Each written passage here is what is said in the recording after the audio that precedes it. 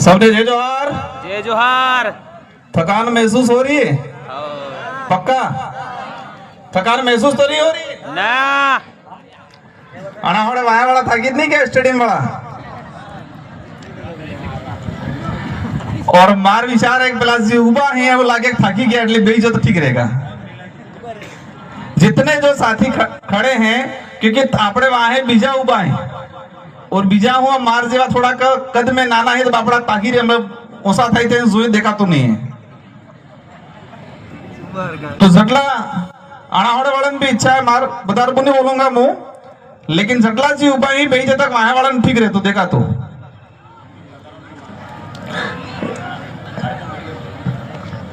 और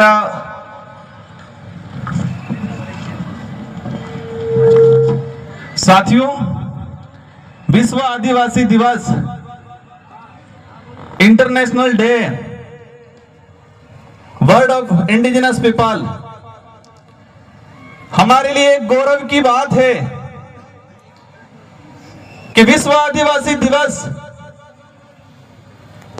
इस धरती पे जितने भी देश हैं इन देशों का उन महाद्वीपों का जो मूल मालिक है इनके संरक्षण के लिए उनकी संस्कृति के संरक्षण के लिए इनके अधिकारों की रक्षा के लिए इनकी पहचान को जिंदा रखने के लिए संयुक्त राष्ट्र संघ जो पूरे विश्व के 193 देशों का एक संघ बना हुआ है और ये 193 देशों का जो संगठन है संयुक्त राष्ट्र संघ यूएन उन्होंने 1994 में विश्व आदिवासी दिवस के लिए पूरे विश्व में मनाने हेतु इस दिवस की घोषणा की। आप सबकी मेहरबानी की वजह से डूंगरपुर बांसवाड़ा की जनता की मेहरबानी की वजह से आप सबके सहयोग की वजह से मुझे सांसद बन के दिल्ली में जाने का अवसर मिला और मैंने प्रयास किया कि संविधान के अंदर आदिवासी समुदाय के लिए क्या क्या अधिकार हैं। संविधान के बाद जब 1952 से लगा के 2024 तक भारत की संसद के अंदर आदिवासी अधिकारों को लेके जितने एमपी एमएलए गए विधानसभा में एमएलए गए सांसद बन के गए सांसद में तो हमने प्रयास किया कि इन लोगों ने क्या क्या अब तक क्या किया है। एक बात को लेके कंफ्यूज था। कुछ लोग कहते हैं कि संविधान में आदिवासी शब्द नहीं है, इस बात को गौर से सुनना। कुछ लोग कहते हैं कि संविधान में आदिवासी शब्द नहीं है, संविधान के अंदर शेड्यूल ट्राइब जनजाति शब्द का संकलन है। तो हमने प्रयास किया कि आदिवासी शब्द कहां से खत्म किया गया तो संविधान की डिबेट पड़ी और संविधान की डिबेट में जयपाल सिंह मुंडा ने जो बात रखी उसको मैं अगली कड़ी में रखूंगा। मैं मेरी बात को शुरू करने से पहले उस किस्से को याद करना चाहूंगा कि संयुक्त राष्ट्र संघ जेनेवा में पहुंचा। पूरे विश्व के 193 देशों के सदस्य सोशल एक्टिविस्ट आए हुए थे। सभी अपने अपने देश की बात कर रहे थे और जो एम्बेसी वाले जो भारत सरकार की तरफ से डेब्यूट होते हैं मेरे सामने एक अधिकारी भारत की तरफ से आया। उन्होंने रखा बात। उन्होंने 1982 से लगा के 2024 तक विश्व स्तर पर आदिवासी समाज की भारत के आदिवासियों की पहचान क्या रखी उसके बारे में बात रखी। साथियों मुझे गर्व हो रहा था कि मैं भारत के 14 से 15 करोड़ आदिवासियों का प्रतिनिधित्व करने यूएन में गया हुआ था और मुझे उस समय तकलीफ हुई कि जो राजनीतिक राष्ट्रीय पार्टियां भारत देश के अंदर 14 से 15 करोड़ आदिवासियों को वोट बैंक मात्र समझ के रखती है, इनकी पार्टियों में आदिवासी विंग बनी हुई है, आदिवासी नाम से उनके संगठन बना दिए हैं और आदिवासी समुदाय को वोट बैंक के रूप में यूज करते हैं। लेकिन यही पार्टियों का प्रतिनिधित्व जब इनकी केंद्र में सरकार होती है और जब भारत की तरफ से वो विश्व पटल पे बात रखते हैं तो वो क्या कहते हैं कि भारत में कोई आदिवासी समुदाय स्पेशल नहीं रहता है। यही राजनीतिक पार्टी वाले केंद्र में सत्ता 1982 से लगा के 2024-25 तक और 2026 तक ये रखते हैं कि भारत में स्पेशल इंडिजिनस पीपल नहीं रहते। तो मुझे उस समय तकलीफ हुई कि ये राजनीतिक पार्टी आदिवासी समाज के नाम से आदिवासी संगठन बना के, उनकी पार्टियों में विंगे बना के, बड़े बड़े कार्यक्रम करके आदिवासी समाज का वोट लेती है, मिसयूज करती है, लेकिन अंतरराष्ट्रीय स्तर पे आदिवासियों की पहचान को खत्म करने का काम किया गया इन लोगों ने। इस बात को भी हमें गंभीरता समझना है कि आदिवासी शब्द को लेके हमारे समाज के लोगों में हीन भावना डालने का काम किया था इन लोगों ने। आजादी के बाद जब बात आती थी हमारे समाज के आइडेंटिटी को लेके, तो एक भावना डाल ली थी, आदिवासी मतलब कमजोर, पिछड़ा हुआ, अपने आप में हीन भावना प्रकट हुई। और ये हीन भावना जब गांवों से व्यक्ति शहर में गया तो अपने आप को आदिवासी कहने में शर्माता था। इस विचारधारा की बदौलत जो आज से 5 साल 10 साल पहले हमारे इस क्षेत्र का भाई अपने आप को आदिवासी कहने से कतराता था, डरता था, हिचकिचाता था, आज गर्व से कहता है कि मैं आदिवासी हूं। यह उपलब्धि हुई है इस विचारधारा की। कुछ लोग कहते हैं क्या किया, क्या हुआ? जिस समाज के अस्तित्व को खत्म करने का काम किया था, जिस समाज की पहचान को मिटाने का काम किया था, उस समाज को आत्मनिर्भर बनाने का, उस समाज को गर्व से अपने आप को आदिवासी कहने का अधिकार दिलाने का, उनके अंदर हौसला पैदा करने का काम किया इस विचारधारा ने। जब संयुक्त राष्ट्र के अंदर देखा गया 1982 में, मेरा जन्म तो 1992 का है, मेरे जन्म से 10 साल पहले जब भारत सरकार का प्रतिनिधित्व गया, उन्होंने कहा कि भारत में कोई इंडिजिनस पीपल नहीं रहता है। 1979 के अंदर विश्व पटल पे आईएलओ कन्वेंशन 159 पास हुआ, तो भारत सरकार ने साइन नहीं किए। आईएलओ कन्वेंशन 169 क्या है? पहली बार सुना होगा आपने। इंटरनेशनल लेबर जो ग्रुप बना था, अंतरराष्ट्रीय श्रम संगठन, इसमें यह प्रावधान था कि विश्व में किसी भी देश पे जो आदिवासी समुदाय पारंपरिक रूप पे जिस जमीन पे रह रहा है, उस जमीन का मालिकाना अधिकार उस आदिवासी परिवार को मिलना चाहिए। ये उस कानून में था, उस कानून में यह प्रावधान था। जो आईएलओ कन्वेंशन 169 जो है कि आदिवासी इलाके में आपको खनन करना है, कोई भी देश की सरकारें तो आदिवासी इलाके में अगर खनन करती है तो इनको खनन करने से पहले उन लोगों से अनुमति लेनी होगी। भाई 5वीं अनुसूची 6ठी अनुसूची में भी प्रावधान है और पैसा एक्ट में भी प्रावधान है, लेकिन भारत सरकार ने साइन नहीं किए कि हम साइन नहीं करते। बड़े तकलीफ की बात है कि 1994 में विश्व आदिवासी दिवस घोषित हुआ और हम सबको पता चला आज 5 से 10 साल पहले। और आज कुछ लोग कह रहे हैं कि वो यूएनओ का आदिवासी मामला अलग है और हमारा यहाँ का मामला अलग है। जो लोग कहते हैं कि इंडिजिनस का अर्थ अलग है और आदिवासी का अर्थ अलग है, मैं एक बात बताना चाहूंगा, हमारे देश का नाम क्या है? हमारे देश का क्या नाम है? संवैधानिक कॉन्स्टिट्यूशन में सबसे ज्यादा जो विवरण दिया गया है, उल्लेख किया गया है इंडिया, और उसमें यह बता दिया गया है कि India that is a Bharat, या Bharat that is a India. मतलब भारत है वही इंडिया है, इंडिया है वही भारत है। और एक तीसरा नाम प्रचलन में हो रहा है हमारे देश का, वो क्या नाम है? सभी राजनीतिक पार्टियां बड़े बड़े मंचों से कहती है संविधान के अंदर मुख्य रूप से इंडिया और इंडिया के बाद Bharat, Bharat that is India या इंडिया दैट इज भारत का उल्लेख है। और तीसरा हमारे देश का नाम है, हम तो नहीं लेते, बहुत कम लेते, क्योंकि हम संविधान को मानते। बाबा साहब अंबेडकर, जयपाल सिंह मुंडा ने जो संविधान लिखा है उसकी पालना करते। तीसरा नाम का उल्लेख क्या होता है? हिंदुस्तान का आवाज आई। मतलब हमारे भारत देश के संवैधानिक 2 नाम है, भारत और इंडिया, और तीसरा प्रचलन में जो आ रहा है और ला रहे हैं वो हिंदुस्तान। आदिवासी शब्द के लिए आप कहते हो कि संविधान में उसका उल्लेख नहीं है, तो क्या हिंदुस्तान शब्द का उल्लेख संविधान में है? भारत का जो संविधान है उसमें क्या हिंदुस्तान का उल्लेख है? नहीं है। अगर भारत के संविधान में उल्लेख हिंदुस्तान का नहीं है तो आप हिंदुस्तान शब्द के लिए बोल सकते हो, हमें कोई तकलीफ नहीं है, लेकिन हम आदिवासी शब्द बोलेंगे तो आपको तकलीफ नहीं होनी चाहिए। जिस तरह Bharat that is India, India that is a Bharat, इसी तरह indigenous people that is A Adivasi, Adivasi that is A schedule tribe, schedule tribe that is a India, indigenous people. यही सच्चाई है।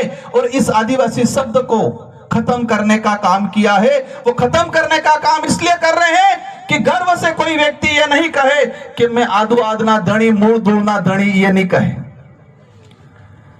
आज जिस तरह से कुछ लोग लिख रहे हैं, पिछली बार देखा होगा कि राजस्थान के मुख्यमंत्री जी ने आदिवासी दिवस का ट्वीट किया और 20 मिनट बाद जब नागपुर से फोन आया और फोन आने के बाद 20 मिनट बाद राजस्थान के मुख्यमंत्री जी ने वो ट्वीट हटा लिया और यहां आ रहे हैं, कहते हैं आदिवासी भाइयों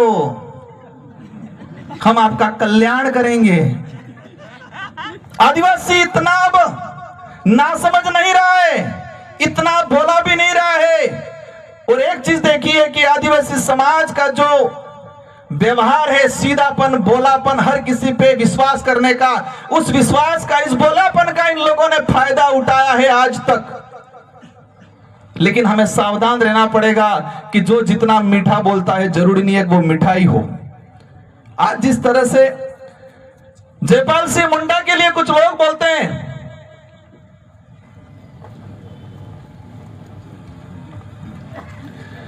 आज जिस तरह से जयपाल सिंह मुंडा, मैं एक बात बताना चाहूंगा, भारत का देश के संविधान निर्माण में बाबा साहब अंबेडकर जो आदिवासी दलित पिछड़ों के अधिकारों के लिए, समानता के लिए, इस देश में स्वतंत्रता के लिए जो प्रावधान किए, और विशेषकर जयपाल सिंह मुंडा जिन्होंने विशेषकर आदिवासी समाज के हक अधिकारों के लिए, उनकी पहचान के लिए संविधान सभा में अगर मजबूत पैरवी नहीं की होती तो जो आदिवासी दलित समुदाय आज अधिकारी बन के, नेता बन के, टाई पहन के, सूट बूट लगा के और टाई बेल्ट पहन के घूम रहा है, अगर वो जयपाल सिंह मुंडा और अंबेडकर साहब नहीं होते तो आज उनके आगे तो हांडी होती और पीछे झाड़ू लगाया हुआ होता। संविधान की सभा में जयपाल सिंह मुंडा आदिवासियों की मजबूत पैरवी करने वाले और बाबा साहब अंबेडकर इस देश के आदिवासी दलितों की मजबूत पैरवी करने वाले नहीं होते तो जो आज आदिवासी समाज का प्रमाण पत्र बना के जो नेता विधानसभा संसद में जा रहा है, जो आदिवासी समाज का प्रमाण पत्र लगा के कर्मचारी अधिकारी बन के ऑफिसों में जा रहा है और सूट बूट टाई लगा रहा है, अगर ये दो व्यक्ति नहीं होते तो शायद हमारे आगे हांडी होती और पीछे झाड़ू होता। क्योंकि आदिवासी दलितों को इस देश में पढ़ने का अधिकार हजारों सालों से नहीं था, इस संविधान ने हमें दिया है। और आज जयपाल सिंह मुंडा के लिए कहते हैं कि जयपाल सिंह मुंडा तो ऐसे ही था, संविधान में बकवास करता था, राजेंद्र प्रसाद जी ने बोला था। मैं इस मंच से खुला चैलेंज करता हूं, एक नेता का मैंने भाषण सुना था जयपाल सिंह मुंडा के लिए, और संविधान की अधिकतर पूरी डिबेट हमने पढ़ी कि कहीं पर भी राजेंद्र प्रसाद जी ने यह नहीं कहा था जयपाल सिंह मुंडा को कि आप बकवास करते हो। यह जरूर देखा और मैं उनको धन्यवाद देना चाहता हूं कि तुम्हारी वजह से मुझे संविधान की डिबेट पढ़ी और जयपाल सिंह मुंडा ने आदिवासियों के अस्तित्व के लिए, उसकी आइडेंटिटी के लिए, उनके अधिकारों के लिए कितना लड़ा पड़ा वो मैं समझा। वो जयपाल सिंह मुंडा के लिए मेरे मन में जो भाव थे उससे और बढ़ गए, मेरे मन में जो इज्जत थी वो और बढ़ गई। एक बात जयपाल सिंह मुंडा ने संविधान में कहा था, संविधान की सभा में कुछ सदस्यों ने आदिवासी समाज को अल्पसंख्यक में गिनने का प्रावधान दिया, मतलब चर्चा की थी कि आदिवासी समाज को अल्पसंख्यक में गिनो। तो जयपाल सिंह मुंडा ने कहा था कि आदिवासी समाज को दया के रूप में अल्पसंख्यक गरीब में चिन्हित करने की भूल मत करना। आदिवासी समुदाय इस देश का मूल मालिक है, प्रथम नागरिक है, यह जयपाल सिंह मुंडा ने कहा था। साथियों, बड़े दुर्भाग्य की बात है कि हमको 5000 साल पुरानी काल्पनिक एक एक बात बताई, लेकिन 50 साल पहले की, 100 साल पहले का, 200 साल पहले का इतिहास हमको नहीं बताया इन लोगों ने। ये जो लड़ाई है हमारे अस्तित्व को बचाने की, उसको हमें लड़ना है। और जयपाल सिंह मुंडा ने एक बात बोली थी, लोकतंत्र की जब बात आती है कि हमें लोकतंत्र, आदिवासियों को लोकतंत्र सिखाने की जरूरत नहीं है। आदिवासी हजारों सालों से लोकतांत्रिक व्यवस्था को जीते आ रहा है और दुनिया और आप सबको आदिवासियों से लोकतंत्र सीखने की जरूरत है। साथियों, जिस तरीके से हम आज देख रहे हैं, और मैंने एक बात पे गौर किया, एक ऐसी विचारधारा है इस देश के अंदर, और वह विचारधारा आदिवासी हो, दलित हो, किसी भी वर्ग का गरीब व्यक्ति है, किसी भी समाज का जो मानवता में विश्वास करता है, वैज्ञानिक दृष्टिकोण रखता है, उन सबके लिए घातक है। और आप भी गौर करना कि एक वो विचारधारा है जिस विचारधारा ने अंग्रेजों का साथ दिया था, आजादी का विरोध किया था, तिरंगा झंडे को जलाने का काम किया था, संविधान को जलाने का काम किया था, और तिरंगा झंडे को उनके जो मुख्यालय थे, उन मुख्यालयों पे 25 साल तक तिरंगा झंडे को नहीं फहराया था। और आज तिरंगा झंडा घर घर बांट रहे हैं, आज घर घर बांट रहे हैं। वो वही विचारधारा है जो जयपाल सिंह मुंडा को बदनाम करती है, वो वही विचारधारा है जो संविधान की पुस्तक को जलाने का काम करती है, और वो वही विचारधारा है जिसने संत सुरमाल महाराज की भक्ति को खत्म करने का काम किया है। वो वही विचारधारा के लोग हैं जिन्होंने रास्तापाल में कालीबाई कलासुआ, नानाबाई, सेंगाबाई पे गोलियां चलाने का काम किया था। वो वही विचारधारा है जिस विचारधारा ने गोविंद गुरु के महाराज के नेतृत्व मानगढ़ में हमारा आंदोलन हुआ, बिलराज कायम करने को, उसको खदेड़ने में सहयोग करने का काम किया। और वो वही विचारधारा है जो आज आजाद भारत में आदिवासी शब्द को खत्म करने की काम कर रही। उस विचारधारा के कुछ नेता बोलते हैं कि ऐसे हो जाएगा, वैसे हो जाएगा।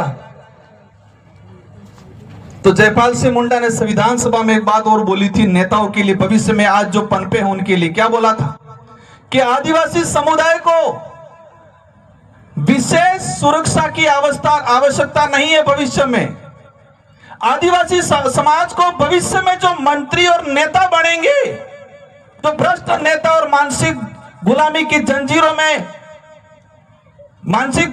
जंजीरों में जकड़े हुए जो नेता बनेंगे, इन नेताओं से आदिवासी समुदाय को सुरक्षित रखने की जरूरत है। ये बात बोली थी जो आज हमें प्रतीत हो रही है। कौन कौन खतरा मंडरा रहा है?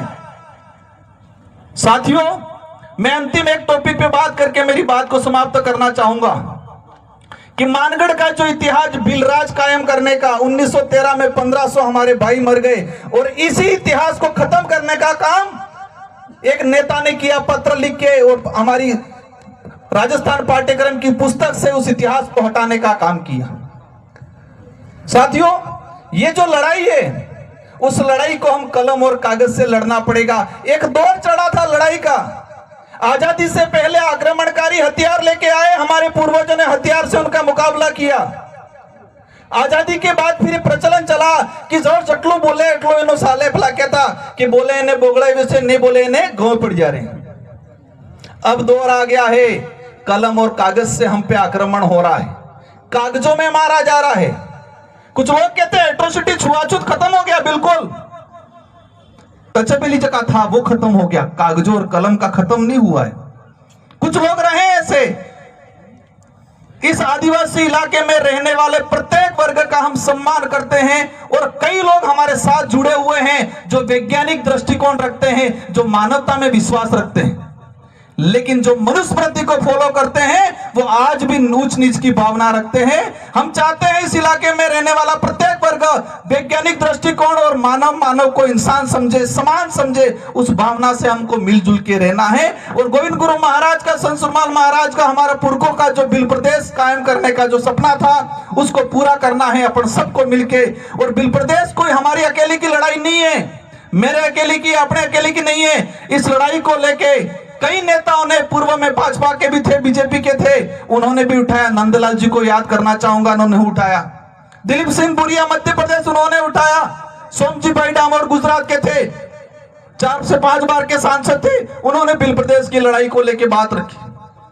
इसलिए इस लड़ाई को हम सबको मिलकर लड़ना है। अंतिम कहना चाहूंगा, आपको क्या करना है, हमारे बच्चों को पढ़ाना है, अच्छी शिक्षा देनी है। मैं समझ रहा हूं आज आदिवासी इलाके में स्कूलों के हालात खराब है, भवन नहीं है, टीचर नहीं है, और जो टीचर पढ़ा रहा था उन सबको ट्रांसफर करने का काम किया है। हम कोशिश करेंगे, हम जनप्रतिनिधि है, लेकिन फिर भी विपरीत परिस्थिति में आप सबको मिलकर हमारे बच्चों को पढ़ाना है, नशे पत्ते से दूर रखना है। बाकी ये चीजें नहीं करेंगे तो हम गर्त में चले जाएंगे। इन्हीं शब्दों के साथ आप सबको धन्यवाद, आभार। एक अनुरोध करना चाहूंगा, मेरे 2 साथी हैं विधायक जी, हमारे जिला अध्यक्ष जी, 3 से 4 और ये 2 सांस्कृतिक कार्यक्रम बाकी हैं। और ये विश्व आदिवासी दिवस त्योहार है, कोई एक दिवस नहीं है, एक दाड़ो नहीं है, ये त्योहार है। और उस त्योहार में मन बना के रख लेना है कि हम रहे नहीं रहे, हमारी पीढ़ी को उस अनुरूप बना के जाना है कि त्योहार के रूप में मनाएं। और हमें कम से कम सुबह 11 बजे से लगा के शाम को 5 बजे तक रुकना है, 6 बजे तक रुकना है। ये परिपाटी बनानी है। साल में एक बार आ रहा है ये त्योहार हमारा, तो एक बार साल में एक दिन तो हम दे ही सकते हैं। इसलिए इन्हीं शब्दों के साथ जो वक्ता रहे उनकी बात को सुनना है। आप सबको धन्यवाद, आभार। जय जोहार, जय